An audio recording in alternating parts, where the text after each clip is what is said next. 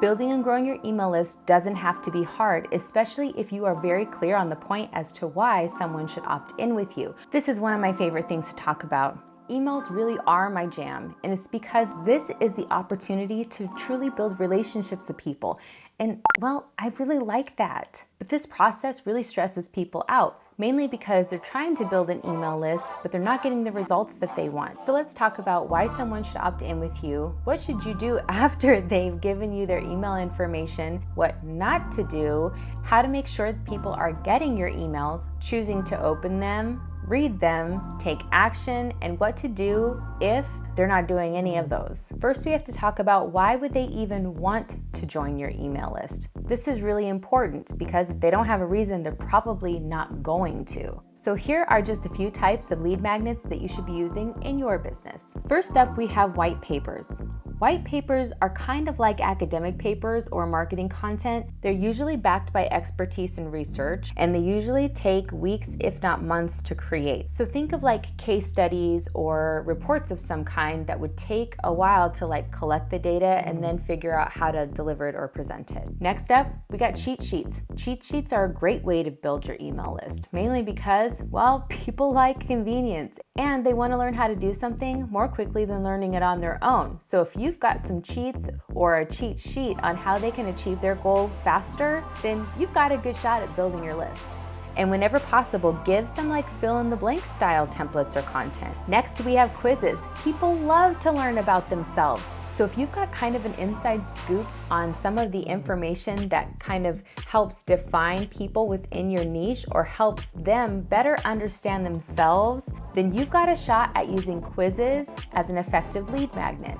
Your quiz can be some kind of custom-built assessment, but the point is that it needs to be something specific, useful, and relevant to your business offerings. Keep in mind, nobody wants your free stuff just because you think it's cool. It really needs to add value to them. So even in a situation like this, a quiz would have an answer, and that answer would provide value, right?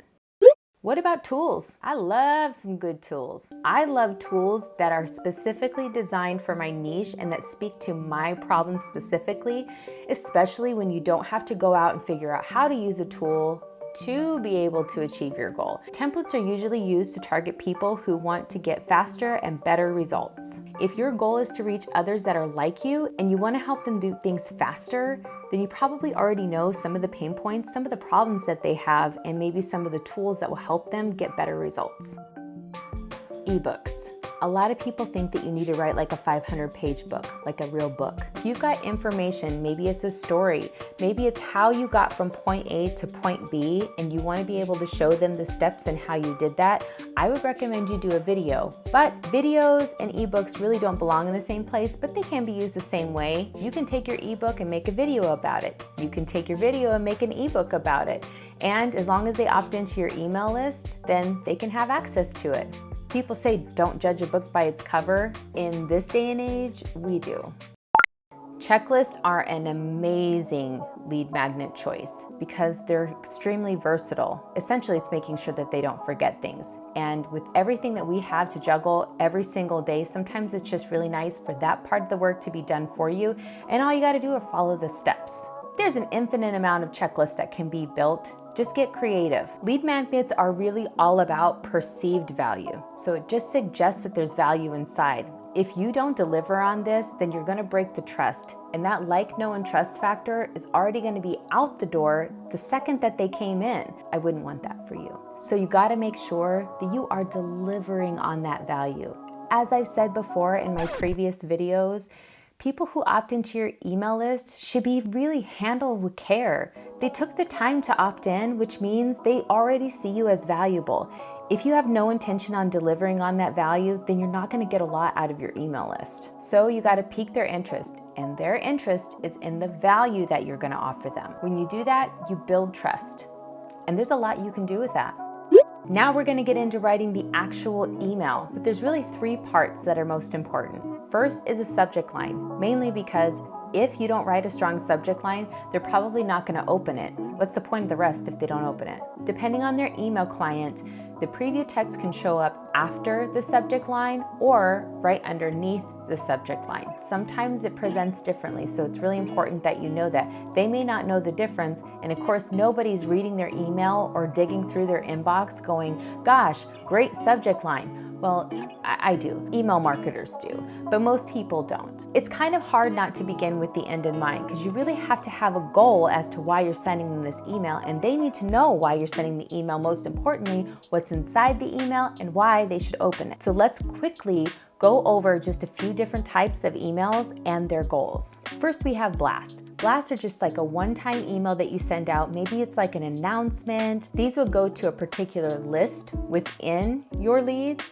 or this could go out to everybody. The point is that you are choosing in that moment who to send it to, and you only did one. Sequences are a little bit different. So they came in for the quiz, and you are going to give them a few more opportunities and touch points before you lead them to their goal, and so that you can lead them to the goal. If they stop taking action with you anywhere along the way, then you've got to have a backup plan, and that's where sequences really come in handy. These can be dynamically triggered based off of their behavior inside of your email list. We're actually going to do another video just on sequences alone because there are a lot of different types. Sequences are kind of like your wingman. For instance, if they lose interest at any point in time, or if they get distracted at any point in time, this is your opportunity to test some different things to see if they'll engage with them in different ways. So for instance, you wrote a different type of copy. Maybe you led with a different benefit to the solution that you have to offer someone. These are all really great ways of just making sure that you are understanding your audience and the best way to communicate with them. If they feel like you're right here communicating with them, it'll be a whole lot easier for them to understand your intention behind what you're sending. And that leads me to my next point. Know who you're sending it to. Because if you don't know who you're sending it to, then you're probably not going to write a strong subject line. Your preview text isn't going to be anything that attracts them to go inside and read more. And what you write inside of your email could do one of two things. Make somebody unsubscribe from your list, which would be in the reverse direction that you're trying to go, or it could get you spammed. So if you're trying to write for shock value, or you're trying to make claims that just simply aren't true, you need to be really careful. In addition to who it is that you're sending these emails to, there are also rules and laws in place to prevent people from being scammed. So you don't want to seem like a scammer, and that is why using the language that is intimate and conversational is really key here. You can give them more data, you can give them more detailed information, the jargon to your industry, or specs, something that is a deeper dive. You can give them more of that on your website or some other platform that you're sending that traffic to. Not paying attention here can also get you blacklisted. That could mean that your deliverability for that particular email carrier could drop.